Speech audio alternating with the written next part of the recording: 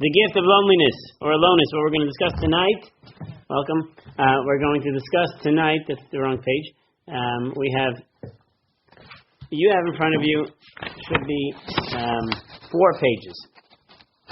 4 pages total.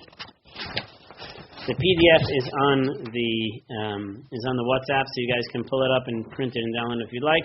We're going to start by looking at an article that was in 2018. December 2018. So 11 months ago was an article about a study that came out. I took a small snippet of the article and a little bit of the snippet of the study. There was a study that had 340 community dwelling adults in San Diego, California. The mean age of 62. I don't know what thank you. Standard deviation of 18 years, ranging from 27 to 101 years old, who participated in 3 community-based studies measuring the UCLA Loneliness Scale version 3. If you didn't know that existed, there were 2 other ones before that, but now they are currently up to the UCLA Loneliness Scale, developed by psychologist Daniel Russell in 1996. The UCLA Loneliness Scale version 3 is a 20-item measure that assesses how often a person feels disconnected from others. So what we're going to talk about over here is the concept of loneliness that relates to disconnect from others, which it doesn't matter how many friends you have, it doesn't matter how many kids you have or other experiences that a person has. We're talking about a general sense of loneliness. So this is a quote from the article. I cut out different snippets of it. A full 3/4 of all study participants, they thought it was going to be 1/3, but it turns out that it was 76% of participants in the study reported moderate to high levels of loneliness. Said Dr. I don't know how to pronounce his name, Dilip Jesti? I don't know. Yes, I couldn't guess it, right? Senior author of the study and professor of psychiatry and neuroscience at the University of California, San Diego. One thing to remember is that loneliness is subjective. Loneliness does not mean being alone. Loneliness does not mean not having friends. Loneliness is defined as subjective distress. It is the discrepancy between the social relationships you want and the social relationships you have. So that's a key line over here, that loneliness really relates to a subjective feeling that an individual feels. No matter how good things are happening within their life, they feel something different and they wish they had it differently. So this is what the study over here is showing to us. We're going to see the Torah's aspect of it. An inverse relationship exists between loneliness and wisdom. This is a fascinating line that he says over here. Within the study, they show that there's an inverse relationship between loneliness and wisdom. In other words, people who have high levels of wisdom didn't feel lonely and vice versa. He and his colleagues measured the 6 components of wisdom in each participant: general knowledge of life, emotion management, empathy, compassion, altruism, and a sense of fairness and insight. That sounds a lot more than 6. Let's try that again. Emotion management, empathy, compassion, altruism and a sense of fairness, insight, and acceptance of divergent values. And decisiveness. The commas. And decisiveness. The semicolons separate the 6, but the commas are all one thing. See the semicolons? I got it. Okay, number 1.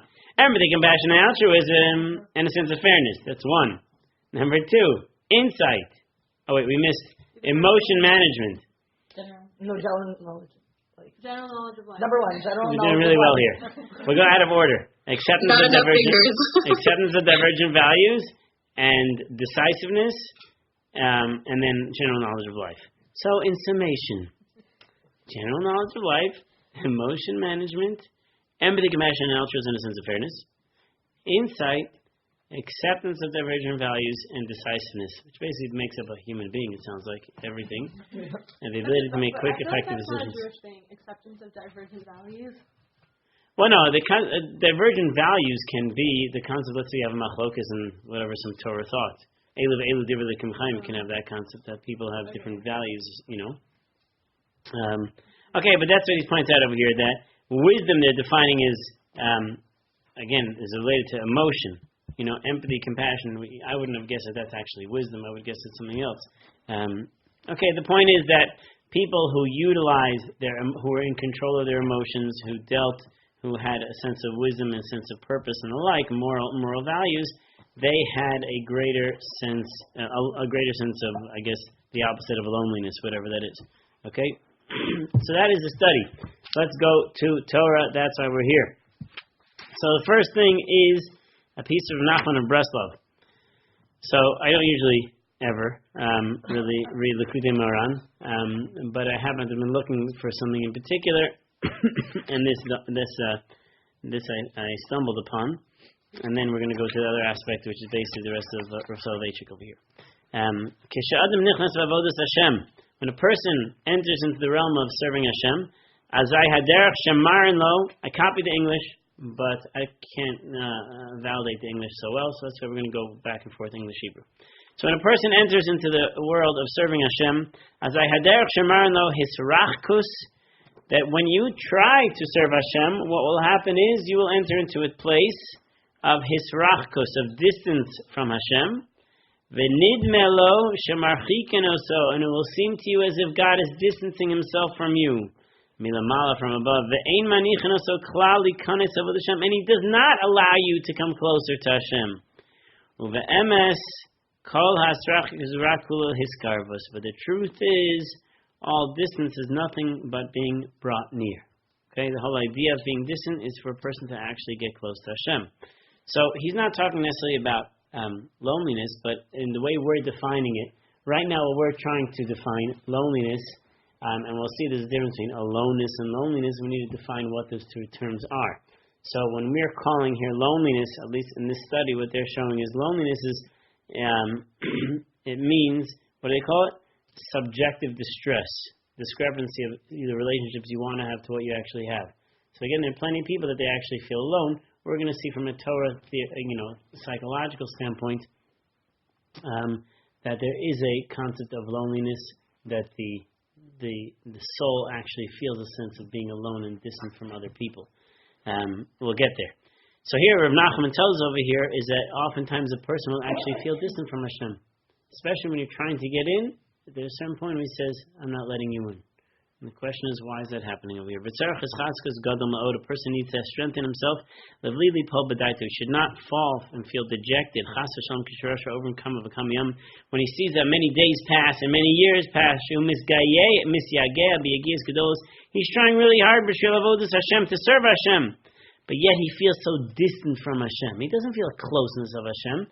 So what we're talking about over here is not even what we're talking about with people. A person can feel like, I just don't feel it. So many people live their lives, especially in Judaism, where they don't actually feel a sense of closeness to Hashem. And so it doesn't mean you're going to put on an Ananachon kippah and dance on a bus, and therefore you're going to feel that sense of closeness. So this is like a big issue. You see, in the study showing to us that 76% of Americans here feel this sense of loneliness. So the human being struggles in this particular area of loneliness. And what are you supposed to do about it? So the first thing is, a person will feel many times, we discussed this with Rav Kook, that a person feels so distant, they feel so empty. They don't feel like they're striving for anything because of the fact that they have the sense of distance from God. They don't feel this deep connection to things that actually exist in life. So, excuse me, you're saying that it's related when somebody doesn't feel close to Hashem, like he doesn't feel it, and it's related to the fact that he feels lonely in his life, like.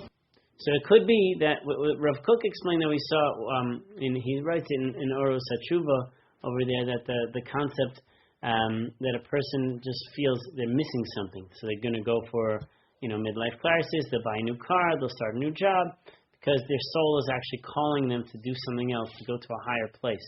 But they just feel a sense of disconnect. So many times it relates to other people, that they feel loneliness from other people. We're going to see later with Rav Soloveitchik that a person will have the sense of loneliness where they could be in a crowd of people, but they just feel so utterly disconnected from them. And they can be smiling at people can be talking to them, and they just feel like, it's not doing it for me. Now, there are certain personalities that love being around people, that we know. And even with those personalities that love being around people, the question is sometimes they just feel like it's still somewhat empty that they're actually feeling. So this is the question. It's a great question, okay? So therefore he says, a person must be very careful, because you can try very hard to serve Hashem and yet feel so distant. You have not at least begun to enter the gates of Kedusha, of holiness within your life. Kira asma shumalei adain aviyot v'gashmius, because he is still filled with thickness, aviyot v'gashmius, materialism, v'herhurim u'bilbulim gedolim, many thoughts and many bilbulim, other things that confuse your mind.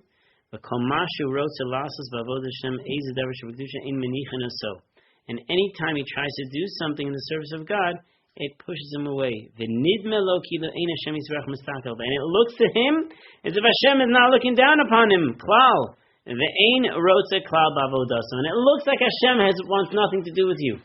Before you turn, let's review that line there he says over here. What happens is, person sees how much he's filled with all other things that exist within their lives. All other things that takes over their lives. Crudeness, materialism, powerful, whatever, I can't read in English. Bilbulim gedolim, these confusing thoughts. And anytime, so he's filled with so many other things, and being filled with so many of these other things, it seems that Hashem is ignoring him. Because he has the other things. I have to share with you, I was listening to a share from Rabbi Gershon Ribner, found a CD that someone, I guess, put out. So he goes through questions. He's in Lakewood. This is the second time I'm quoting him. I quoted him last time. So someone asked the question, what is Da'as Torah? A person is supposed to ask Da'as Torah for information. How should I act in a certain way? So he says, Da'as Torah is not what a person has, is what he is not what he does know, it's what he doesn't know. So we hear that and we're like, okay, what does it mean? It's his humility. He says, no. He says, Das Torah, when you want to go to a person to give you Das Torah, it means that what they have is Torah and they don't know of anything else. Their mind is not actually filled of anything else. They're not watching anything else. They're not studying anything else. They're not reading anything else. The only thoughts that they have in their mind are Torah. So when you go to them, the only experience that they have for you is what Torah tells them. Nothing else, no other psychology, no other experiences they have in life. So true Das Torah, when we go to a Gadol Hador, is they have such a level of Yashar, he says, that everything is so Yashar, everything is so just, that all they actually have is Torah in their mind. Therefore, when you ask them a question, they're only going to give you back his Torah. To me, that was like a mind-blowing, thought, because really, ultimately, that's what it is. It's not just simply that they have so much knowledge about all these worldly things, is that it's only coming from a place that Torah can't be coming from everything else. Okay, so therefore... I like that, that's nice. Thank you. No, that's not Malka. So, is she a baby? Oh, Mazel Tov, you had a baby. Wait a minute, you're in the hospital. Thank you. No, I'm not. I'm home. Oh, okay. Okay, Mazel Tov, wow. Yes, thank you. That's pretty.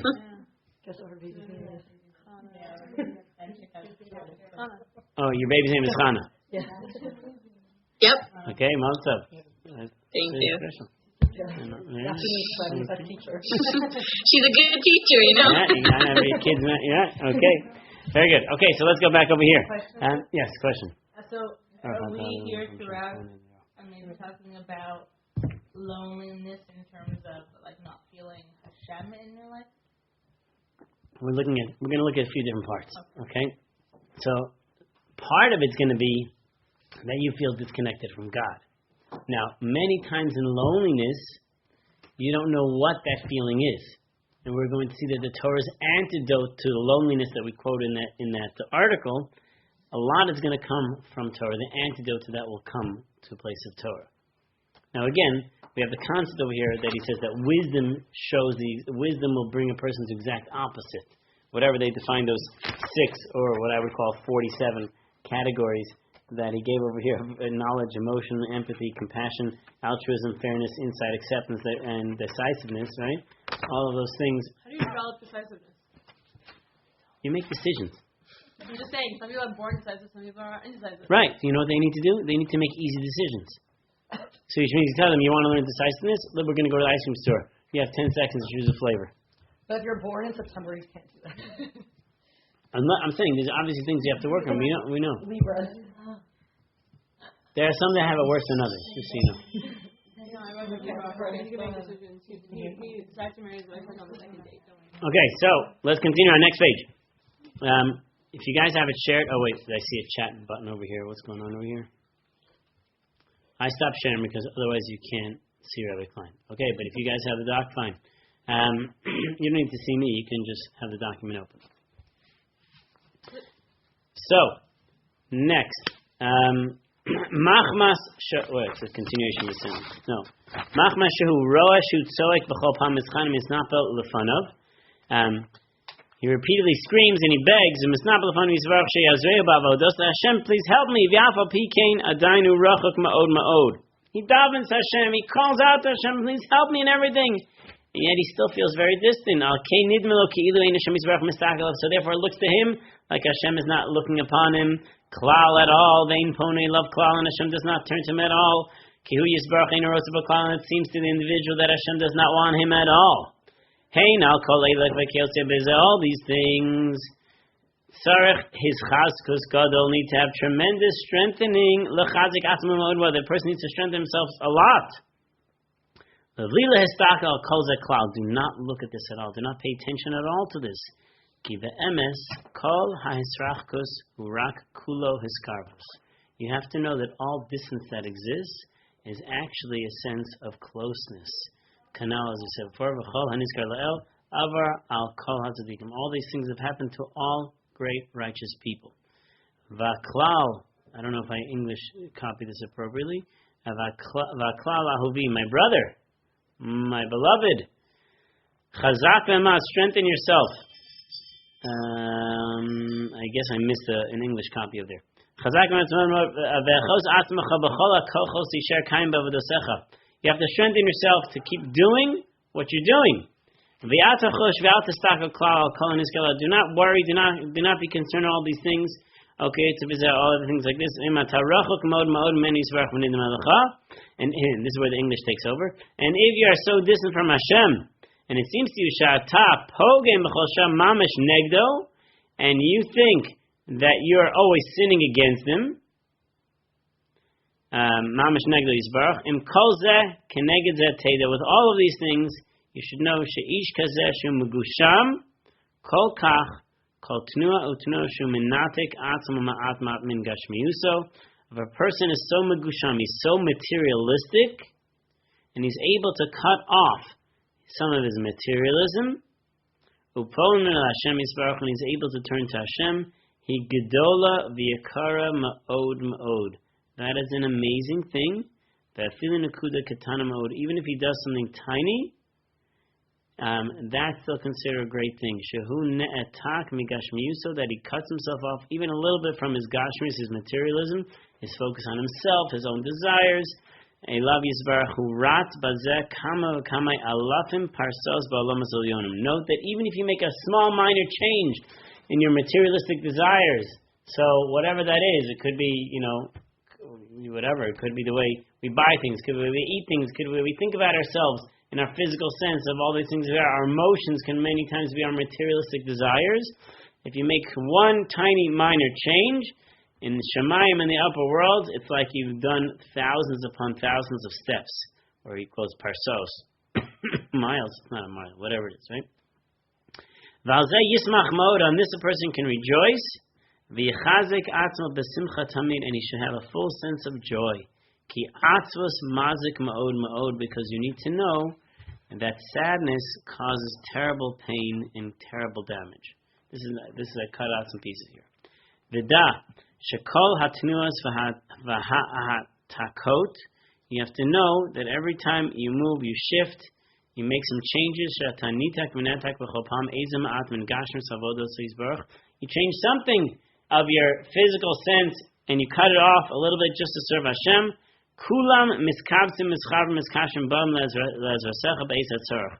All of those things will combine and they will come together when you need it. Tahainu kishiyesh chas v'shalom eza dochak ve'esar. Whenever you have any difficult time, any misfortune, that will be a benefit to you because of the fact that you cut things off from the material world for the sake of Hashem. And then the famous line that everybody knows. That's a song, but it's in this paragraph. V'dash adam sarach lavar al gesher tsar ma'od. V'klal v'haikar shelo yitpachet klal. So it's a little modified from the song. But that's what he says over here, that a person needs to do that. Every time we go to Running Springs, anyone been to Running Springs? Yeah? that it says narrow bridge over there Where? on the mountain. It says narrow bridge. Oh. That's when I start singing. Yeah. So everyone else rolls their eyes in the car, But okay. So I just quoted to you from someone else who was quoting an article of this idea.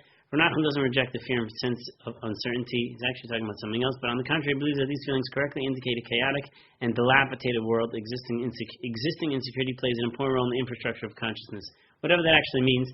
But the concept of Rav Nachman is trying to tell us here, at least one concept is that loneliness will often come when a person feels a sense of feeling distant from God. Not total, but that's one of the experiences that we have is a sense of distance from God. The way you can improve on that is when a person cuts off some of his sense of materialism and work on that really to build a greater relationship with Hashem, and that will be a bracha for a person to actually get there. Okay, now we go to the main crux of what we hear. Yeah. It says to be sad is like it could cause damage. So does it sometimes through pain, you grow to your relationship with Hashem grows? Right. Sometimes So the question is like this: when you have the concept of atzvut, so it doesn't necessarily mean pain, right? Sense of sadness when it overtakes a person too much is what he calls like a state of depression over here, and that is what brings a person further and further away from Hashem because they feel like they're not worthy of getting close to Hashem. They have no value, have no purpose in the world. They have nothing, no meaning, and that is considered a great chet, a great sin. Because of the sense of disconnect. Because the more a person feels that, the more they're actually pulling themselves further and further away from Hashem. Sometimes it means they have to go through some sort of therapy, but other times it doesn't necessarily mean therapy per se. It means other things. Incidentally, someone directed me to let's see if I can remember the site. He sent me to a website of this guy named, maybe some of you know it, Gedalia Fenster. Yeah. Gedalia Fenster. Gedal Fenster. So this guy has an interesting story over here. The interesting story that he has is, let me just see if I can switch screens. He does a lot of self-help stuff. I sent it on the chat for those that want it. He has a whole thing of your audio classes. So if you click on his audio classes, so I just started listening to it, but he has over here, it's Breslov based. But on his third class that you see on the list over there, it's the spirituality behind Tony Robbins, which is a fascinating. Tony Robbins. Yeah, I've seen him in real life. All right. So, obviously, the power there. The question is, who's Tony Robbins? If you don't know, you don't know, right? Either you know or you don't know. Should I bring his books? No, you don't have to, right? So the question is always like this: whenever there's chacham about goyim, whenever there's wisdom amongst the goyim, so how do we learn it? Is there going to be, and especially if these are Torah ideals, if this is going to help a person become a better person, not necessarily chachma, it should be considered Torah. If it's working on your emotions and your capabilities and the like. So where is this all coming from? So he has a whole class over there. I sent you that link of their audio classes. The Torah behind Tony Robbins doesn't mean that Tony Robbins is actually teaching Torah, but the essence of what he's teaching can be found in aspects of the Torah, and that is some of the works of Nachman and Breslov that explain some of these ideas. Just sharing with you because it might be something you might want to listen to. So I only put it on the chat. I didn't put it on the WhatsApp. Shira, can you copy that and put it on the WhatsApp link so people can actually see that because they're not going to see that chat. Okay, so we're going back to where we are.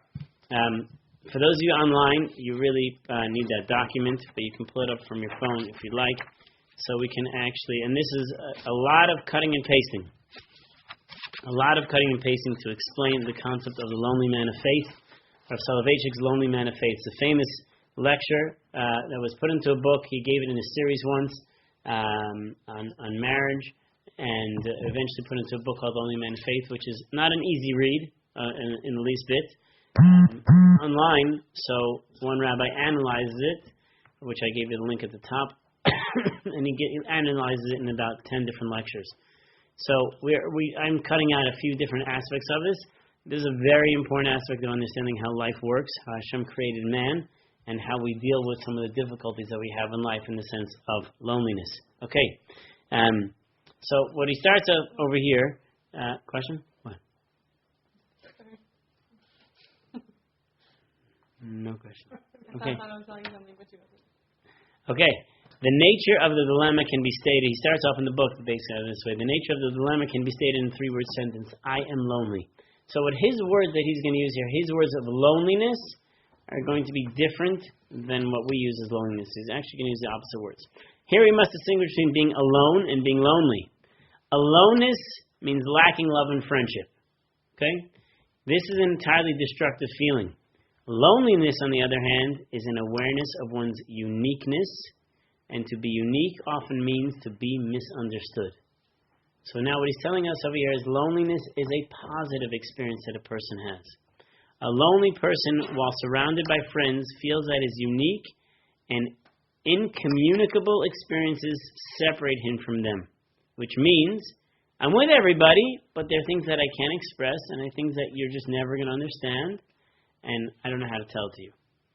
This fills him with a gnawing sense of the seemingly unsurmountable gap which prevents true communion between individuals. Again, in English, that means that as much as he's spending time with everybody else, we're going to be translating a lot of this English into English. So, and this is not direct quotes from him, all of it. This part means that a person will oftentimes feel that I cannot fully communicate, I cannot fully connect to other people because of some things that I'm lacking and I cannot see this connection. Why is that a good thing? While painful, this experience can also be stimulating and cathartic, since it presses everything in me into the service of God, the lonely one who truly understands me. So what he's telling us over here is Hashem is alone. Hashem is, quote-unquote, lonely. Right? We're going to see that Hashem created himself in the heavens, and we see that Adam was created, quote-unquote, alone in the physical spheres. We're going to see, in particular, he's created the fact that why is it that man, if you look at the story, why is the man has to be created without Chava first? And then Hashem says, Lo tov heyos adam levado. It's not good for man to be alone. We could have just started the story easy. And there, Hashem created man and woman. And they were happily ever after. Right? But no, the Torah doesn't tell us that. The Torah tells us that man has to be created alone first. And then Hashem says that man is going to be the leader of the Tachtonim, of the lower worlds. And while and God is the leader in the upper worlds and everything else. Okay? So this is we'll see the whole story while Adam is thrown out of the Gan Eden, a similar concept over here. So now, this next 2 paragraphs that I gave you are not from that site. Actually, there's a Wikipedia article that was the easiest for me to copy in giving you a summary of what we know as Adam 1 and Adam 2. Okay, so this piece is a very famous piece from Soloveitchik. Soloveitchik analyzes, you have a Chumash? Can you give me a Chumash? Right? Soloveitchik analyzes the first parak of Bereshis and the second parak of Bereshis. The first parak of Bereshis has the creation of man, and the second parak of Bereshis has the creation of man. So the common understanding by the Rishonim is that the first one is just a general concept, and then the second parak of Bereshis is now we're just going to zoom in on the concepts of man and everything that happened within man. Do you have a one without all the pages turning? Yeah. Yeah? But Bereshis? Yeah. Isn't that like a person being on a pretty high level when they're at a party and they're feeling like no one understands me, and then to connect that with Hashem? So that's the question is going to be that we have a tremendous gap in that, because if we don't know what that feeling is, that you're at that party, you're in class, and you're like, I feel so alone. People are like, why do you feel so alone? Right here, you know. So there's a gap that a person feels. They need to know how to fill that gap. So we have that gap so that we'll turn to Hashem. And if we don't have it, then we won't feel the need to. Yeah. Well, we'll see. that's going to be the story that we're going to look at. Okay, so before we go on your page over here, I'm going to read to you a few psukim over here, and as you read these psukim, you'll understand what he means. Okay, here we go. We are in day 6. Should I read in Sephardi? Is that easy? How many of you raise your hand if you're Sephardi? I like it. Wow. You like it? You're not sorry? Yeah, okay. ויאמר אלוקים נעשה אדם בצלמנו כדמותנו וירדו בדגת הים ובעוף השמיים ובבהמה בכל הארץ ובכל הרמס הרמס על הארץ. And so Hashem said, let us make man our image after our likeness. They shall rule over the fish of the sea, the birds of the sky, and over the animal. And the whole earth and every creeping thing that creeps upon him. And therefore it says, Vayivra Elokim et Adam, and Hashem created man, Bitzalmo B'Tzelem Elokim Baroto. In his image, he created him as a Tzelem Elokim. Zachar Unekeva Barotam. He created them man and woman. Vayivarech Otam Elokim, and Hashem blessed them. Vayomer Lahem Elokim, and Hashem said, Pruvu, procreate, Umiluat Haaretz, fill the world with Kivshua, and overtake it, overpower it. Uradu B'Dgat Hayam Abov HaShamayim, and then you can take over the beasts of the earth, the birds of the sky. Lost my line. Uv'chol Chaya Rameth Al Haaretz, and all animals that creep on the ground. Vayomer Elokim Hinei Natat Lachem Et Kol Esev Zoreh Zera. Behold, I have given you all of grass and herbage. Asher al Pnei Kol Haaretz V'et Kol Ha'etz Asher Bo Prietz, and all the trees, all these things. Lachem Yalachla. You can eat all these things. L'chol Chayat Haaretz V'chol Of HaShamayim L'chol Rameis Al Haaretz Asher Bo Nefesh Chaya Kol Yer Kesev V'Sadeh La'achla Esev La'achla V'Yichein. Everything you can eat, fine. Vayarakim Kol Asher Savinei Tov Ma'od. Everything was great. Vayir Vayvoker Yom HaShishi. Okay. So what happened in this paragraph? What we just read in Bereshis Perek Aleph is that Hashem said, "Let us create man," and He created him. Bitzalmo, Tzelem Elokim, Zachar Unukeva Baraotam. He created him in man and woman. Right? So how was woman created? What? That's not what it said. It doesn't say it was created for man. Vayivra Elokim es Adam. And then Elokim created man, Bitzalmo, in his image, Bitzelem Elokim Baraoto, in the image of God he created him, Zachar Unekeva Baraotam. Oh, I remember. You know Professor Quirrell?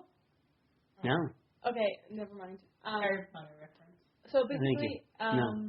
it was one person, and half of it was a man, and half of it was. So that's the Medrash. The Medrash says it. Okay, the Gemara has that. Okay, but why is it Oto? It's singular. But doesn't it say It doesn't. It later says on? Baraotam. Oh. Doesn't it say later on? I'm just reading you Perek Aleph. That's the point. That's the point of this whole thing. Okay. Which means that, according to the majority of Mefarshim, this is the generality, that this is how man is going to be created, but we're going to explain how it happened in specifics. But when you read the literal meaning of this, it says, I created you in the image of God, but He created man and woman, because the famous questions that people ask also, wait a minute, who else was around? And if Hevel's dead, then what else is going on over here? What is Klein afraid of? Who's going to kill him? There's nobody around. Right? I don't get the question, but okay. Klein gets up and he kills his brother, Hevel. But that's a long time after they're created. Whatever. So who else is created? Wasn't each one born with a twin or something? Yeah, twin girl. Okay, great. So they're born with a twin, and then Klein and Hevel marry their twins, right? Yeah. And then what happens? Hevel has no kids. So Adam Dead. can kill him, So he's worried about Adam. or Chava, or the Nachash, or the lion. Lilith. So animals we get, but he's, it seems to be referring to, because again, who at the end of the day, who kills him at the end? His great-grandson. Oh, Right? so he had children already. Tuval Kain kills him. Not Tuval, Lemech kills him. Right? So, he's worried about a human being killing him. And he did. A human being did kill him because it was the end of 7 generations. Maybe himself. No, he's not worried about himself. Loneliness. God. He said, so anyone who finds me. Anyway, the big question is who's around. The question is who's around. I'm sorry. I'm just confused how we got from man to woman to why we care about Hevel. Because the question is who is around. When Adam and Chava created, was there anyone else around? So there's a whole other discussion for that. Did anybody else exist? I never Right? thought of that. Anyone else exist? We're not going to go into that right now. That's a big discussion, a topic unto itself. Okay? Topic unto itself. So I'm just quoting to you the following. 2 psukim that I quoted to you. One is Hashem created man, and He created Zachar and Nekeva Baraosam, and He told them, procreate and overtake the land, and now you have power over all animals. Okay? That is going to be in Perek Aleph. In Perek Beis, then it says as follows. Vayitzer. Before it was Vayivra, here is Vayitzer. Before He created, here He formed. Hashem Elokim es Adam, afar min ha'adama. dust from the earth. Before it doesn't say that. Okay, before it just says he created him. Tzelem Elokim. Now he creates him dust from the earth. Vayipach ba'apav nishmas chayim, and he breathes a breath of life into him. Vahi hadam lenefesh chayah. Man becomes a talking being. A living being, excuse me.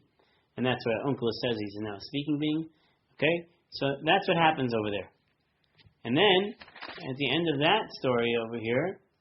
Is it talking about man in general? Or like mankind or Adam? Adam. So Chava wasn't living yet? So over here it says, then it says later on, Vayomer Hashem Elokim lo tov heyot adam levado. It's not good for man to be alone. Selo ezer kenegdo. V'yitzer Hashem Elokim Adonai es kol chayes hasadeh. Created all these things, all these animals, and it didn't work for him. But before it said otam. Right. So the question is, what is the otam over there? What's the them? And what's happening over here? He's created alone, and there's nobody out there, no animals. And then Hashem creates animals. And Adam's like, this is not doing it for me. It's not working out. I'm looking for something else. And then Hashem says, okay, his name is Vayikradam Shemos. Adam calls names to all these things. Uladam lo matza ezer kenegdo. Adam never found a helpmate. He didn't find it, and therefore Hashem put him to sleep, took from his rib, and then he built Chava from this whole thing. Okay? And that was it. Okay? That's the story. So you have two stories are happening in Chumash. The question is, how do we relate to these two stories? Back to our page over here. So, this is a summary of the general idea of Adam 1 and Adam 2. What he calls Adam 1 and Adam 2. Not what we call Adam Harishon, but Adam 1 and Adam 2. The first parak of Adam, and the second parak of Bereshis of Adam. In the first chapter, Adam, what he calls Adam 1, is created together with Eve, as we just saw.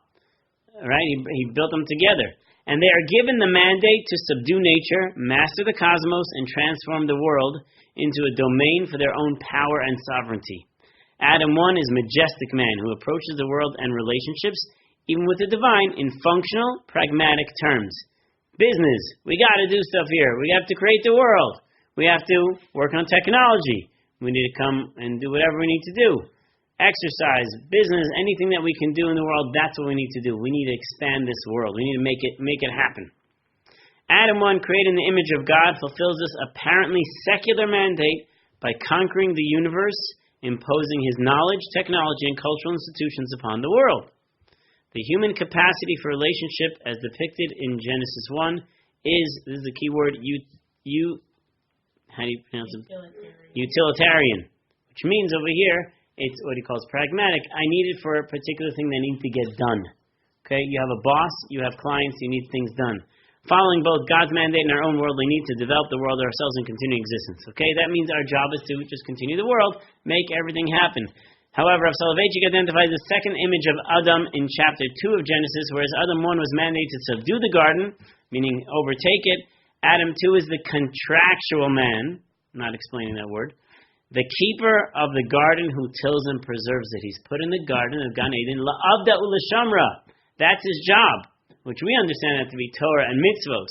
What does it mean, la'avda and l'shamra? This image is introduced by the words, lo tov heyos adam levado. It's not good for man to be alone. And through God's intervention and Adam's sacrifice, he gains companionship and the relief of existential loneliness, whatever that means. Unlike Adam 1, this covenantal community requires the participation of the divine. Meaning Adam 2, which we talk about, Ruach Elokim, Ruach Ba'apav, means that there's a relationship with God here.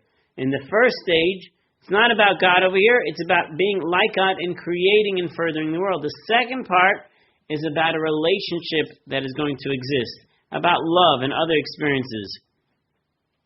In the second chapter of God's creation, it is not enough for man to simply be created in his image and given fiefdom. Adam number 2 is the lonely man of faith, the redemptive Adam, bringing a redemptive interpretation of the meaning of existence. Meaning for life. That's what it is. So you have many people that they create businesses and they feel great about the business that they're creating, but the question is, what about meaning? A deeper sense of relationship and meaning and purpose within life itself. Okay, so now here's where we're going to try to take it in the next 20 minutes. To further his quest for dignity, Adam number 1 enters into, and again, this is, we're going to try to translate. He enters into a pragmatic partnership with others, creating a natural work community. When you go to business, think about this, when you go to business, whatever you're doing, you have to get something done. For example, let's say I need to sell lettuce, right? What a good example. I need to sell salad, right? And kale checked already. Okay, so let's say I need to, let's say I need to actually sell these things. So what am I going to do? I have to get to the farms. I'm going to have to get to the stores, whatever it is, water, whatever things I need. I need to deal with individuals in order to get the stuff done. Okay, so he sees himself as a self-sufficient being. I got to do things myself. Although he doesn't suffer from loneliness and feels no yearning for soul-to-soul communication with others, this is business. He does require their cooperation. Human beings need to work together to get stuff done. That's how things are going to happen. He does require the cooperation in order to promote mutually beneficial action.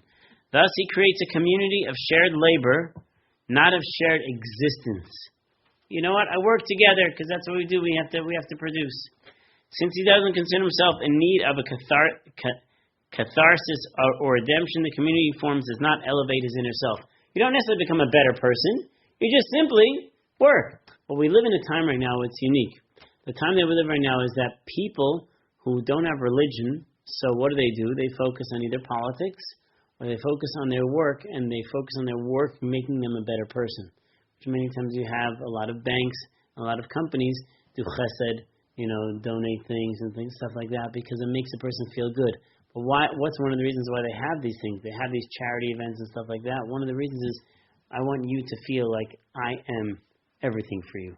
Me, the business, is everything for you. So I'm developing my relationships, my loves, my caring, all these things. I want that to funnel through my business, so I won't want to do anything else but my business. So business will give me everything, not only the production of this world, but I also feel like a better person through it. Does that make sense, what I'm saying over here? I see some confused faces, yeah? Okay, meaning the point is that what many businesses today, the Googles, the Apples of the world, when you work for them, they want you to feel like I'm your home base and I have everything you ever need. So when a person is yearning to really feel a deep connection to something, they go, it's okay, we have it right here. We have warmth. Not just babysitting, but we have we'll let you feel like a great human being, a great person. And so it sounds like, it's a nice thing they're doing it for a beautiful reason, but ultimately it's that you should feel indebted to them and feel that which you're lacking, they're offering you. Okay? So you just think about that idea. So therefore he says, this kind of approach of the human need for community dominated political theory for centuries. I skipped that paragraph. You can skip that paragraph for now and go to the next page. Should we say it? No, let's skip it. Adam, number 2, on the other hand, is sharply aware of his tragic plight. Having been created alone, and subsequently becoming aware of his distinctness from the rest of nature, he realizes that to be means to be the only one, singular and different, and consequently lonely. For what causes man to be lonely and feel insecure, if not the awareness of his uniqueness and exclusiveness? Someone want to translate that into English? You feel alone when you have a sense that you're different from other people. Okay, meaning you feel lonely. Yeah. Right? You feel lonely when you sense that there's difference amongst you and you feel something. So again, we started this whole thing about the study that people feel so empty. They feel like they're lacking connection over here. Again, it doesn't mean you don't have friends, but they're missing something in their life. They don't feel that companionship. So a person can go about and have a lot of business that they do in their life, but ultimately they're looking for what we'd call that companionship that they feel like they're missing. So here he says is that if you understand the way Hashem is created, Hashem is actually created alone. He doesn't say it in this piece over here, but it means to be different and unique. Which means when people go through difficulties in their lives, and nowadays we see a lot of suicide, a lot of depression that people have, it's because they don't feel actually unique in anything they are. They don't see that they actually have a purpose in actually connecting to anything greater outside themselves. Adam, number 2, therefore seeks to create a covenantal faith community.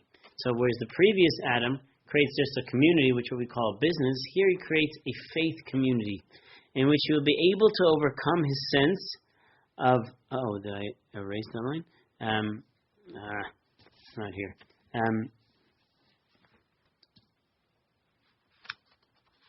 Okay. He seeks to create a covenantal faith community in which he will be able to overcome his sense of ontological incompleteness and loneliness. Ontological incompleteness means the study basically of man, of constantly thinking about your sense of being. By learning to communicate with others and to form a depth connection with them. So what that means in English is over here, what Adam Hasheni, what we're talking about here, the second part we see in Bereshis is that when Adam is, feels alone, or Adam is created without Chava and the like, he senses that if I can create faith, if I can create a sense of relationship with a higher being by myself and with others and Hashem, I'm going to be able to communicate with others and form a depth connection with them, a sense of connection in a real way. The recognition and validation of another person as unique as oneself entails relinquishing one's self-preoccupation and sense of all-inclusiveness. I apologize, this is how he writes. Okay? When you can validate somebody else, see the value of another human being around you, and that person is just as unique as you are, it enables you to stop focusing on yourself, on what am I missing in the world. Okay? Because that sense of loneliness that people feel, whether they have all the family or not, is a sense that I'm missing something, and I'm focused constantly on myself and what I'm missing, as opposed to what I have. Like we saw in Rav Nachman was telling us that if you can cut out your materialism, your focus on yourself, then you'll find an easier way for actually a person to get closer to Hashem. Therefore, for Adam too, forming a community is a sacrificial act, which means he's doing something that's a necessary thing to bring him together. The covenantal faith community, as he quotes over here, centers around, by the way, this is not Rav Soloveitchik writing, this is from this site, from Etzion, I didn't write his name, I forgot his name, Ziegler, Rabbi Reuven Ziegler. Okay, therefore he writes, the covenantal faith community, meaning this idea of having a relationship with others and with God, centers around shared commitments. Not just shared interests, but a shared commitment. What does that mean? Shared commitments. Members of a covenantal community join their contemporaries through sympathy, love, and common action. They express concern for each other's welfare, for example, through prayer and charity. So you're just talking about how people offer to pray for you. It's funny that it comes up. Yeah, but right. So the question is, by the way, meaning non-Jews usually. Okay. No, I was like here. Huh? No, we're talking about like in Czech. People will say, "Oh, like." Or for Shalema. Yeah. Okay. Yeah. Okay. Yeah. Thanks. No, but I'm saying there is the concept over here is that prayer should not be something. Tefillah should not be something that's only about myself. That's what his point over here is going to be. So he says, their sense of fellowship and friendship redeems man by relieving him of his feeling of isolation and incompatibility with others. This is one of the greatest tefillos you can have. So many times you're going to go through your Shemona Esrei, and your Shemona Esrei is going to be like, Hashem, please, I need parnasa. Hashem, I need refuah, or I need refuah for this person, or this person needs parnasa. And many times you're self-centered in your tefillah. What do I mean that you're self-centered in your tefillah? You could be davening for somebody else and still be self-centered. Why? How is that possible? Because it's from the perspective of how it'll affect you if the person gets Right, healed. because they're like, "Oh, I'm so great, I'm praying for someone else." Yeah, you can feel like, right, okay, there's the two great points over here. So your point again is? Even though you're praying for somebody else, it's from your perspective how your life will be affected. If that person so if this person gets healed, then I'll feel better or whatever, like, right? And your perspective is that if they get healed, it's like, wow, look at my tefillos, I got some pretty serious tefillos. This is amazing, right? So many times our sense of tefillah can become so self-centered, and it's true that every Shemona Esrei must have a need for yourself, because otherwise that's what it is. But the question is, if you can imagine yourself, are you and I praying for the same things that a tzaddik is praying for? I would have to guess, not exactly. I would have to guess, that the tzaddik is not necessarily praying for that. Even those tzaddikim who had no kids, even those great holy individuals who did not get married, are they praying for the same thing? I have to assume that they're not praying for the same thing that we're actually praying for. Many times we're praying for the slach lanus, it's for this sin and that sin, the rifa'enus. Whatever we're praying for, it's usually a little bit on a lower caliber for ourselves. It's not something that can be raised higher. But if you can elevate your tefillah to the extent that you realize that, you know what, you're going to change the world with your tefillah, that the entire cosmos is going to change because of the tefillah that you're putting in for Shemayim. Hashem, it's not even that I need it for me, but I want to make your name great and I want to feel a sense of closeness to you. That's an amazing tefillah that a person can have. Once in a while, a person can have that tefillah and really feel like, you know what, I made a difference in the world because it wasn't for me. It wasn't actually for me, it was for the greater world itself. So he says, the sense of fellowship and friendship redeems man by relieving him of his feeling of isolation and incompatibility with others. The other is no longer a stranger, and it who concerns me only to the extent he can bring me benefit or harm, like you said, Jasmine. Instead, he becomes a thou, a person of equal and independent worth to whom I am committed and whom I engage in a true dialogue. So I can now be part of other people's lives because of the fact that I see the value of their relationship. But let's take that one step further. If I quote it over here. Yes. Okay, Adam 1 at this stage of our discussion represents a life oriented purely to external accomplishments and success. You know many of these people within your lives. And these are people who their lives, they feel very accomplished in what they've done. But the question is, how is their connection, how is their relationship with Hashem? You can have people that are building, magnificent, hospitals and the like, and they're creating and changing the world for good, but there might still be something within them that they don't have that relationship. External accomplishments and success. Therefore, he lives in the moment and is capable only of shallow working relationships with others. Adam number 2, on the other hand, experiences the depth dimension of existence and is inwardly oriented. Now, Rav Soloveitchik does point out that we all live in both. There's some parts of your life that you're living in Adam 1. You're going to shop at Ralph's, you're going to pick up some things. You're not actually thinking like, oh, wow, how does this avocado bring me closer to the Almighty? You're not thinking that. You're like, I like avocado, and I want a Caesar salad. Is there avocado in Caesar salad? Probably not, right? Okay, whatever. So whatever things that a person's doing, you are living in that level. And we're also living in the second level. There's some people that might just be focused on level 1, and they don't ever really access level 2 within their own lives. And there might actually be people in level 2, and they're not able to get out of bed because they're thinking so spiritual, and they can't really put it into practical forms. So he says, therefore, he lives in the moment and is capable of only shallow working relationship with others. Adam number 2, on the other hand, experiences the depth dimension of existence and is inwardly oriented. This is why the Rav says that friendship, not as a social service, but friendship, a social service relation, but as an existential, in-depth relation between two individuals, when you feel a deep meaning to them, is realizable only within the framework of the covenantal community. The only way you can truly have real meaningful relationships with people is you have this deep desire to be part of something bigger in a spiritual and more meaningful way. In addition, since he continually searches for meaning beyond here and now, only Adam too can regard the past and future as experiential realities.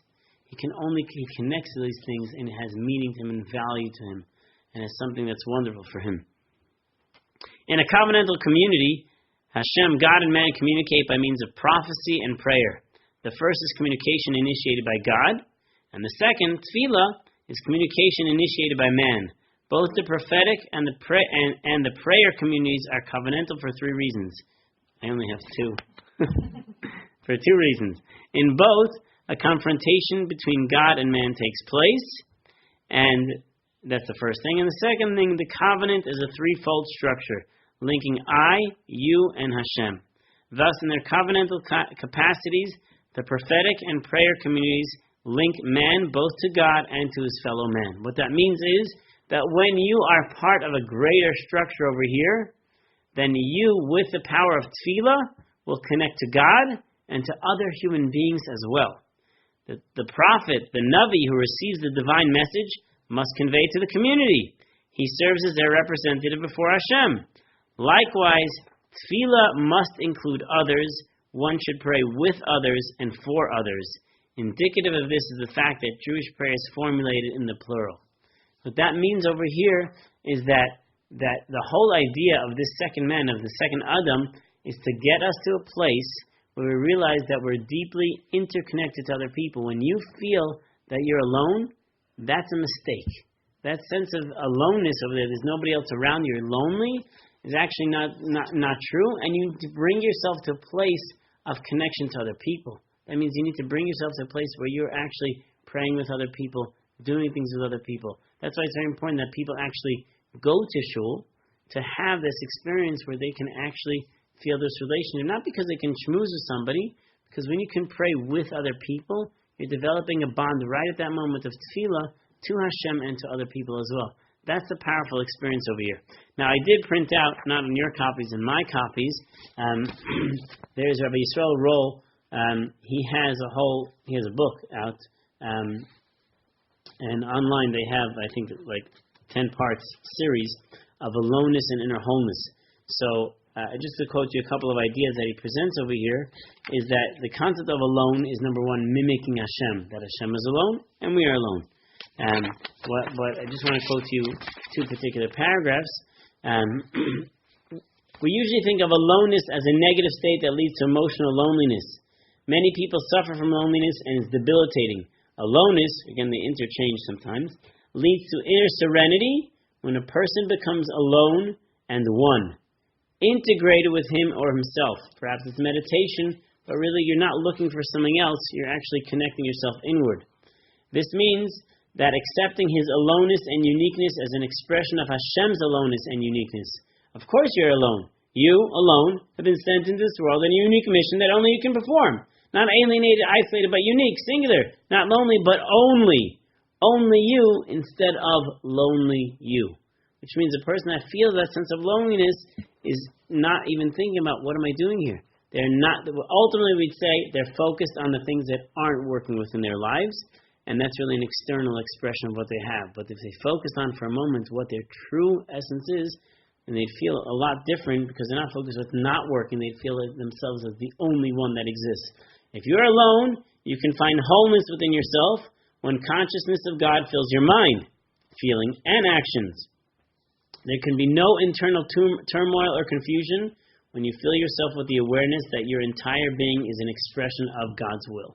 That's the goal. The more a person brings Hashem into their lives, not simply through tefillah, Hashem I asked you, why aren't you giving me, Hashem I asked you, but rather through all other aspects that you sense Hashem, whether it's the gratitude, but you feel like you are also a quote-unquote a partner with Hashem, then you're not going to feel that sense of aloneness. And lastly, Rabbeinu Bachin, Chovos HaLevavos, is it the last one I wanted to quote? Yeah. Second to last one. He says, a man is necessarily in one of two situations. Either he's a stranger, or he's among his family and relatives. If he's a stranger, let his companionship be with Hashem during his time of loneliness, and trust in him during his period of being a stranger. And let him contemplate that the soul is also a stranger in this world, and that all people are like strangers here, as the verse says, because you're strangers and temporary residents with me. The Marpel Nefesh explains being alone is good for him so that he can make his companionship with Hashem and place his trust in him in Hashem alone, since he has no one else to trust due to being a stranger, which means that sense of aloneness is a requirement of a human being to find his deeper connection with Hashem. I think I told this story once before of that sense of being alone. We've all been there, where especially if you're an introvert, but if you're an extrovert and you go to a place where you just feel like alone, you've had it like maybe at a wedding you go to and you're just like, I'm ready to leave the moment you walk in the door. So it's a hard experience that you have. I think I shared this with you once before, but it's worth sharing again. I went to a shul once. If you remember the story, I went to a shul once and I didn't know anybody there, and nobody came over to me. Nobody said hello to me, and I was like, wow, this is so deflating. You just feel like, why can't someone say anything? So this is years ago. I went to a shul. Nobody said a word to me. So I said at that moment, I said, I can't do this. I got to go over to somebody. So what? They're not going to go. I'm going to go introduce myself to somebody else. I'm going to say my name. I'm going to introduce myself to somebody else. So I went over to someone, and I said, hi, I'm so-and-so. I just want to introduce myself to you. So the guy says to me, wow, thank you so much. I'm new here. I don't know anybody here. And at that moment, I realized we always have to do that. Because you never know who the new person is. You never know who the alone person is actually going to be over here. Sometimes that same feeling which you have is somebody else is feeling the same thing as well. So that's a key piece. So let's just close up for now.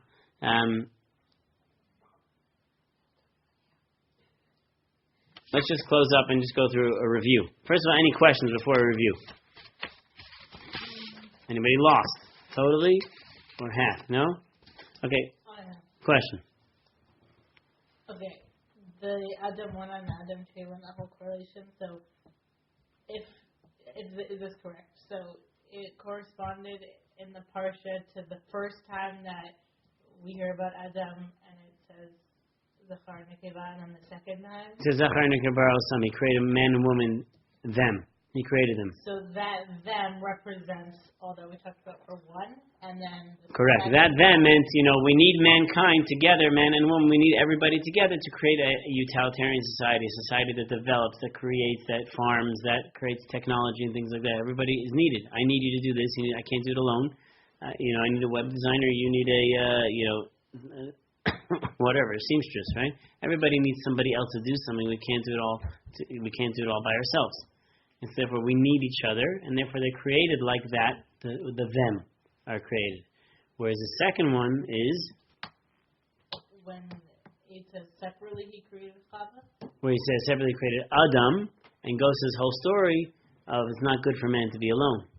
And then Chava comes through that whole experience over there, which means he created man alone because he needs to be alone to understand his relationship, his uniqueness like Hashem.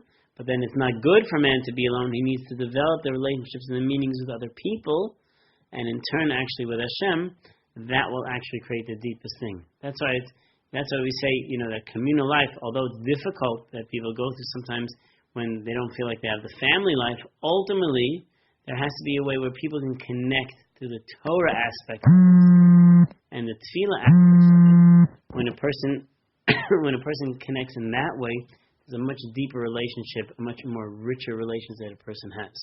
Okay, so let's just do that quick review. So we saw the study that loneliness is 76% of people have the sense of loneliness, and that's a sense where their social relationships you want and the social relationships you have are different. It's not what you experience over here, and you can be around people, but you don't have that deep experiences.